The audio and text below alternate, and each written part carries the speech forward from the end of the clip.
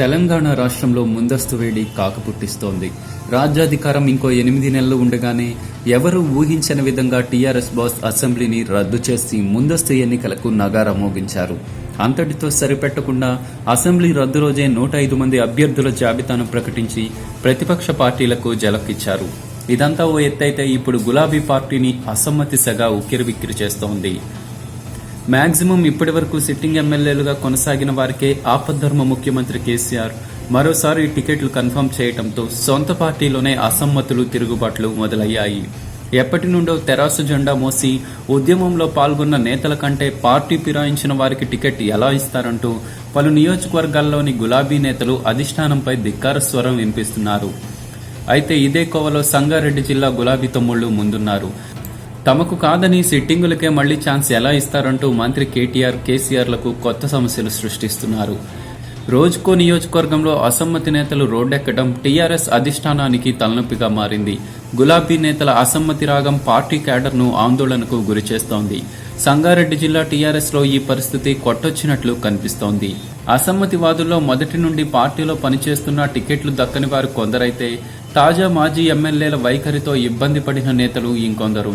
వీరంతా ఒకచోట చేరి టికెట్ దక్కించుకున్న వారికి వ్యతిరేకంగా ప్రెస్ మీట్లు నిర్వహిస్తూ, అనుచరులతో వరుస సమావేశాలు నిర్వహిస్తూ తిరుగుబాటు బావుటా ఎగరేస్తున్నారు.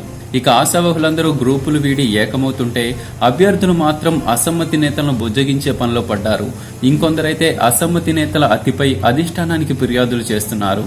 ఇక సంగారెడ్డి జిల్లా విషయానికి వస్తే మొత్తం 5 శాసనసభ నియోజకవర్గాలుంటే గులాబీ బాస్ కేసీఆర్ జహీరాబాద్ మినహా మిగతా 4 చోట్ల అభ్యర్థులను ప్రకటించారు.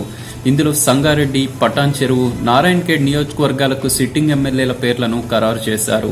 ఆందోళనలో సిట్టింగ్ ఎమ్మెల్యే బాబు మోహన్ వ్యవహార శైలిపై గుర్రుగా ఉన్న గులాబీ బాస్ ఆయన్ను పక్కన పెట్టి అక్కడ జర్నలిస్ట్ క్రాంతి కిరణ్ కు టికెట్ కేటాయించారు.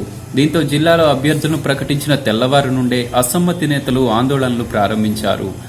నారాయణఖేడ్ విషయానికి వస్తే సిట్టింగ్ ఎమ్మెల్యే భూపాల్ రెడ్డి వ్యవహార శైలి నచ్చని కొందరు సొంత పార్టీ నేతలు, స్థానిక సంస్థల ప్రజాప్రతినిధులు ఓ దగ్గర సమావేశమై భూపాల్ రెడ్డి టికెట్ క్యాన్సిల్ చేయాలని అధిష్టానానికి విజ్ఞప్తి చేశారు.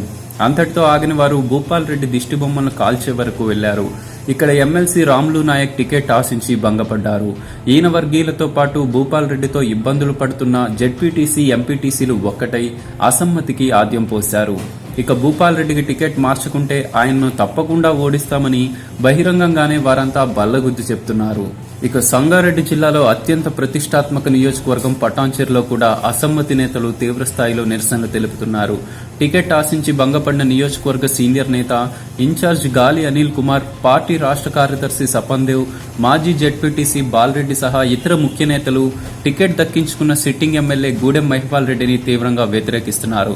ప్రెస్ మీట్లు పెట్టి అధిష్టానానికి సూచనలు ఇస్తున్నారు. ఎమ్మెల్యేగా పనిచేసినంతకాలం మహిపాల్ రెడ్డి పార్టీ నేతలు, కార్యకర్తలను అణిచివేశారని, దీంతో పాటుగా ప్రజలను, రియల్ వ్యాపారులను బెదిరింపులకు గురి చేశారని వారు ఆరోపిస్తున్నారు. పార్టీలో, ప్రజల్లో మహిపాల్ రెడ్డిపై తీవ్ర వ్యతిరేకత ఉందని అధిష్టానం దృష్టికి తీసుకుపోయే ప్రయత్నం చేస్తున్నారు.